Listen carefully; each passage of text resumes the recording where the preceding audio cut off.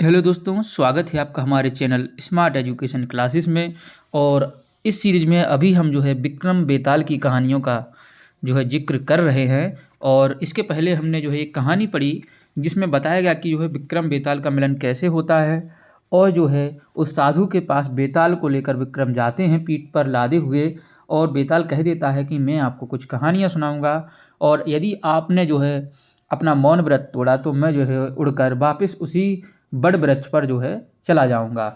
तो इसी के साथ कहानी सुनाता है। इस कहानी का नाम है कि कन्या जो है किससे विवाह करे।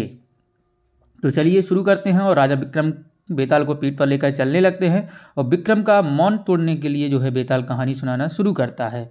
और कहता है कि एक नगर था जिसमें एक ब्राह्मण और एक ब्राह्मणी रहते थे, और उनकी जो है 4 पुत्र थे।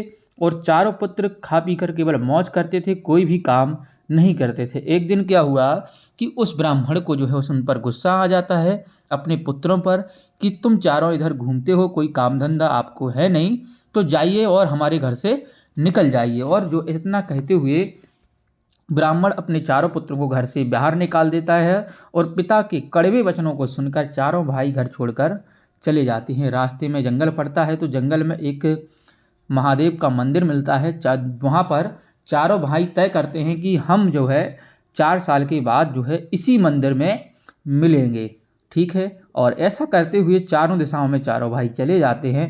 और देखते ही देखते जो है 4 वर्षों का समय निकल जाता है, और ठीक निश्चित समय पर जो है वापिस चारों भाई महादेव के मंदिर में मिलते हैं। अब एक दूसरे की जो है विद्याओं पर चर्चा करते हैं कि जो है किसने कौन सी विद्या प्राप्त की है। तो सबसे पहला जो है, और साथ में जो है महादेव के बगल में माता पार्वती की मूर्ति भी विराजमान है, तो वो भी चारों भाइयों की बातें सुन रही होती हैं। तो उसमें से जो है पहला भाई जो है वो बोलता है कि मैं यदि मुझे एक हड्डी का टुकड़ा दे दिया जाए तो मैं उससे पूरा अस्थि पंजर यानी कि कंकाल खड़ा कर दूंगा। इसी बीच दूसरा भाई बोलता है कि मैंने जो है एक ऐसी विद्या का अर्जन किया है, यदि मैं मंत्र बोलकर अस्थि पंजर में मार दूं तो उसमें जो है रक्त मांस और चमड़ी लगा सकता हूं। और ऐसा आगे कहते हुए तीसरे भाई ने कहा कि तुम लोग ऐसा करते हो तो मेरे पास भी एक अद्भुत विद्या है।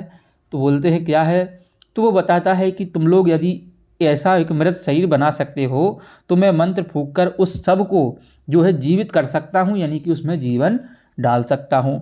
और इतना कहते हुए चौथा वाला जो भाई है वो भी बोल बैठा कि मैंने ऐसी विद्या प्राप्त की है कि यदि मैं एक फूंक मार दूं तो जीवित जीवित को भी जो है मार सकता हूँ। तो ऐसा कहते हुए तीनों भाई हंस पड़े कि एक हुई फूंक में किसी को मार डालने की विद्या भी कहीं अच्छी कही जा सकती है। देखिए, जीवन देना एक अच्छी बात है, लेकिन किसी को मारना ये तो भाई गलत बात है। तो इतना कहते हुए तीनों भाई हंस पड़े। और चारों भाइयों ने सोचा कि अब क्यों ना हम अपनी विद्या को जो है आजमाएं, क्या हमारी विद्या ठीक है। तो पहला भाई हड्डी का एक टुकड़ा लाता है, खोज करके लाता है, और उसमें जो है मंत्र बोला और तुरंत पूरा अस्थि पंजर तैयार हो गया। दूसरे भाई ने मंत्र बोल करके उसमें जो है हाड़ मांस या चमड़ी डाल दी, और एक मरा हुआ बाघ आ गया। क्योंकि वो जो हड्डी थी वो किसकी थी, जानवर की। जानवर में किसकी, बाघ की।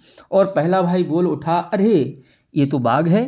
तो दूसरे भाई ने तीसरे भाई से कहा, इस मरे हुए बाघ को जीवित मत करना। क्यों नहीं करना, क्योंकि अगर तुमने इसे जीवित कर दिया तो जो है ये हमको खा जाएगा। लेकिन अब तीसरा भाई कहाँ मानने वाला था, उसने बोला कि मैं क्यों ना अपनी विद्या का प्रदर्शन करूं। इतना कहते हुए तीसरे भाई ने फट से जो है मंत्र बोलकर पानी छिड़क दिया, और तभी वह खूंखार भाग दहाड़ता हुआ खड़ा हो गया। और तीसरे भाई को मारने के लिए उसने जैसे ही अपना पंजा उठाया, चौथे भाई ने तुरंत फूंक मार दी, और जो है शेर क्या हो गया, जो बाघ है वो निर्जीव हो गया, यानी कि मर गया। तो भाई अब सबको जान में जान आई कि चलो भाई हमारी जान बच गई। और चारों बहुत खुश हुए, और चौथे भाई से भी खुश हो गए कि चलो हम इसको जो है समझ रहे थे कि इसकी विद्या किस काम की, लेकिन इसकी वजह से हमारी जान बच गई। अब उन्होंने सोचा क्यों ना हम जो है अपनी इस विद्या का इस्तेमाल किस पर करें, किसी मनुष्य पर करें। सभी सहमत भी हो गए। एक भाई जो है अपनी हड्डी लेकर के आया, किसकी, मनुष्य की, ठीक है। शमशान चला गया, वहाँ से हड्डी लेकर आ गया। तो वो दोनों भाइयों ने अपनी अपनी विद्या आजमाई, अस्थि पंजर बनाया, और दूसरे ने जो है मंत्र फूंक कर उसमें पानी छिड़का। तो क्या हुआ कि उन्होंने देखा कि ये तो एक मृत अप्सरा है जो स्वर्ग की अप्सराएं होती थीं, काफ़ी सुंदर स्त्रियां होती थीं, उन्होंने देखा ये तो स्त्री है और अंगड़ाई लेते हुए जो है लेटी है, तो क्यों ना इसको जीवित कर दिया जाए। तीसरे भाई ने जैसे ही मंत्र बोलकर पानी छिड़का और स्वर्ग की जो अप्सरा है वो अंगड़ाई लेती हुई खड़ी हो गई।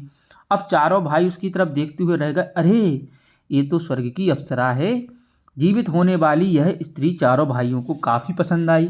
क्यों नहीं आती? अप्सरा जो थी उस स्त्री से विवाह करने के लिए चारों भाइयों में जो झगड़ा होने लगा, तो चौथे भाई ने सोचा क्यों ना मैं इस स्त्री को फूंक मार के मार डालूं ताकि कोई झगड़ा ही ना रहे। उसने तुरंत फूंक मारी और अप्सरा जैसी वह स्त्री क्या हो गई? मुर्दा हो गई, मर गई। मैंने इसे जीवित किया और तुमने इसे मार डालिया, ऐसा तीसरा भाई कहता है। और यह कहकर उस स्त्री को जीवित करने वाले भाई ने गुस्से में आकर चौथे भाई के सिर पर एक डंडा मारा और चोट लगने से जो है चौथा भाई मर गया। अब क्या हुआ? इसके पश्चात तीसरे भाई ने तलवार से अपना सिर काट लिया।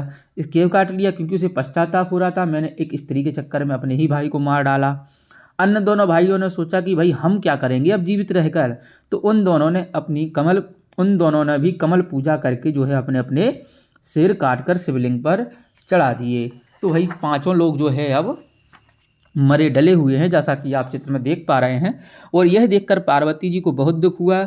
उन्होंने शंकर जी से विनती की कि इन चारों भाइयों को और इस स्त्री को जो है जीवित कर दीजिए।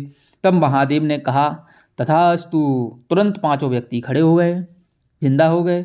लेकिन चारों भाई फिर से उस कन्या से विवाह करने के लिए झगड़ने लगे, क्योंकि स्त्री काफ़ी सुंदर थी और उनकी इच्छा हो रही थी क्यों ना हम इससे विवाह करें। और सुंदर कन्या दूर खड़ी खड़ी कुछ सोचने लगी। तभी बेताल ने जरा सा रुककर राजा विक्रम से पूछा, हे राजन, यह सुंदर कन्या चारों भाइयों में से किससे विवाह करे? अब राजा काफ़ी असमंजस में, कहानी सुनने में मग्न राजा यह भूल गए कि उन्हें चुप रहना था। देखिए, विक्रम भूल गए कि उन्हें चुप रहना है और वे बोल उठे, कन्या चौथे भाई से विवाह करे। अब क्योंकि चौथे भाई ने बाघ को मारा ना होता तो बाघ इन चारों को खा जाता। इतना राजा ने कहा और जैसे ही राजा का जवाब बेताल ने सुना और राजा की पीठ का भार हल्का हो गया, राजा ने मुड़कर देखा तो बेताल उड़ता हुआ सिद्धबट की ओर जा रहा था। तो राजा ने जो है जवाब दिया और उनका मौन व्रत टूट गया और बेताल उड़ गया। तो ये थी कहानी की कन्या किससे विवाह करे। तो कन्या को चौथे भाई से विवाह करना चाहिए, क्योंकि अगर वो बाघ को नहीं मारता तो जो है सभी लोग पहले ही मर चुके होते और उस कन्या का भी जन्म नहीं होता। चलिए, तो ये थी कहानी। और अगली जो हमारी कहानी आएगी वो आएगी कि सबसे कोमल कौन। चलिए, तो धन्यवाद। कहानी कैसी लगी कमेंट बॉक्स में ज़रूर बताइएगा। जय हिंद, जय भारत।